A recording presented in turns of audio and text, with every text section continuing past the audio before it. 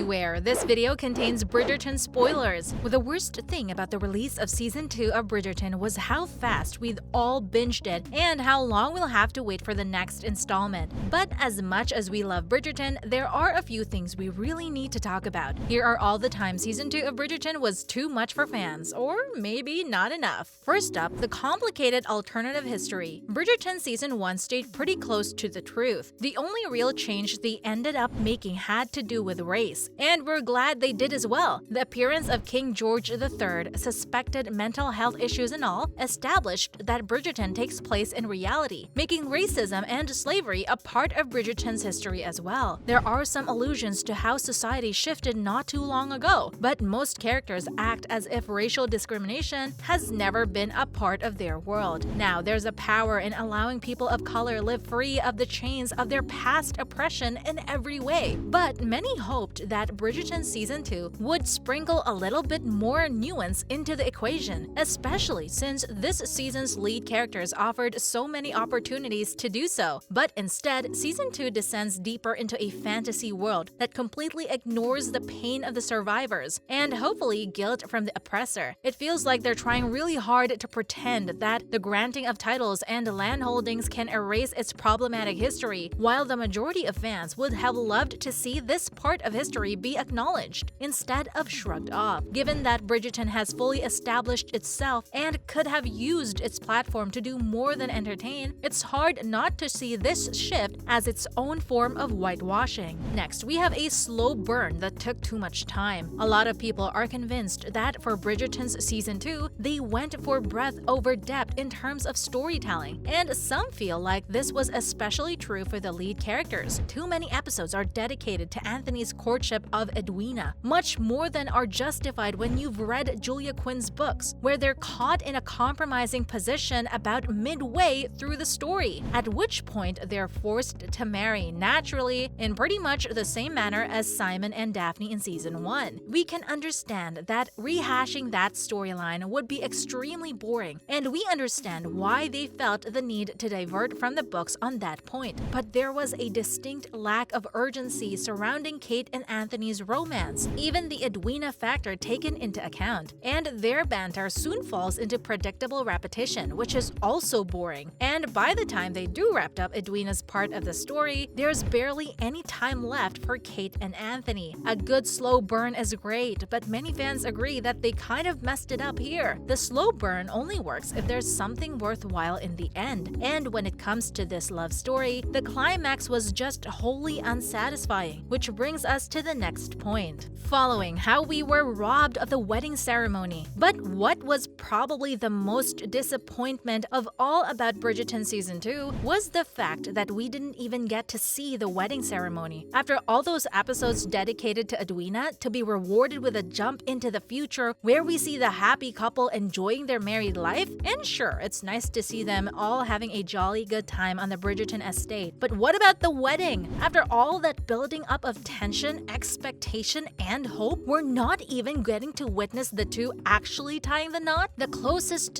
thing we got to a wedding was the dream sequence, where we see Kate and Anthony at the altar. And again, nice we got to see that, but it wasn't their real wedding. It didn't take long for fans to put their creative hats on and edit together some of their own wedding sequences, but it remains wholly unsatisfactory that Season 2 didn't give us the wedding that most of us feel was promised. There's still hope that maybe we'll get to see some flashbacks in Season 3, but whether that would actually make up for the lack of romantic climax that is a wedding in the Regency era for Season 2, we're not so sure. Next, we take a closer look at one thing that was most notably missing, especially compared to Season 1 of Bridgerton. Do you know what it is? Why is the amount of characters in Bridgerton weighing the storyline down? And how did playing it too safe ruin Benedict's arc? Make sure to keep watching until the end of the video to find out more. First, let's get it out there, the lack of sex. Another thing that annoyed a lot of fans to the point of exasperation was the lack of sex scenes in Bridgerton Season 2. One of the reasons Bridgerton shot to the top of all the lists was its unusually explicit sex scenes for the genre, but it was most celebrated by how those explicit sex scenes were notably more focused on the female experience, though there are some that now argue that one scene in particular calls for conversation revelations about how toxic and violent it actually was. This focus on the female sexual experience was authentic in its whimsiness and innocence, which at the same time as entertain also shone a light on why education is so important. Seemed like a vital part of the plot, a part that would make the story flat and stale without it. But season 2 feels a little bit more wise. The plot deals with emotions and responsibilities, both of which are a lot less fun to unravel because it's just a tad too relatable. Fans are still confused why the showrunners of Bridgerton decided to cut down on the show's most enticing element, because there really doesn't seem to be any justification for it either. Next up, so many characters. Bridgerton is filled to the brim with a rich assembly of characters that provide something for everyone. And what's even more amazing is that all the characters in Bridgerton are genuinely interested in their own right. The result is a show that really doesn't know what a boring scene is, simply because there are so many interesting stories to tell. Sadly, this also means there are a few moments where the sheer number of storylines start to weigh the entire plot down a little bit. As mentioned before, even the main characters don't really get screen time, even after they've finally gotten together, and there weren't many episodes for them to enjoy each other left to begin with. After that, Edwina basically gets benched for the last couple of episodes as they desperately try to make room for the blooming relationship to flourish, and still fall short. With so many characters with so much potential, at times it feels like Bridgerton's season 2 is spread out much too thin, leaving fans unsatisfied with almost every storyline. Most of this can be blamed on the amount of episodes that season 2 has, which is only 8. And there's only so much you can do with 8 episodes at the end of the day. But the supporting characters really deserve more than what they got as well, don't you think? And at last, Bridgerton is too straight. Season 1 of Bridgerton was pretty clear about the eldest Bridgerton sibling being queer, and it absolutely didn't go unnoticed by fans. Queer romance is still a long way away from being common in mainstream media, especially for period dramas like Bridgerton. Even though Benedict's physical relationships were exclusively with women in season 1, there were obvious signals that pointed towards him not being strictly straight. When fans figured out that Benedict was bisexual, everyone was really excited about the possibilities this brought to the already amazing show. But Bridgerton season 2 falls short and disappoints, as it seems to have gone for the safe storyline and made it a little too straight. We follow Benedict as he struggles with self-doubt and imposter syndrome after being admitted to a prestigious art school. He even befriends a gay artist who acts as a sort of mentor to Benedict. He goes on to have a casual affair with a woman, but the show put absolutely no effort into allowing him to explore his sexuality. It's incredibly frustrating, especially after season 1 seemed to promise us more. Now, of course, the sex of the person a bisexual person has a relationship has nothing to do with how queer someone is, but teasing and subtle implications does not add up to adequate representation. And with a show like Bridgerton, fans were just expecting a little bit more. But there's still hope. Though it's unknown still what season 3 of Bridgerton will give us, there's a good chance it will focus on Benedict. Enough time for fans to make very clear that we don't want storylines that are too safe. So far, all the times that Bridgerton was too much for fans, or in some cases, just not enough. What is your biggest pet peeve with Bridgerton season 2? Let us know in the comments what you think. And thanks for watching!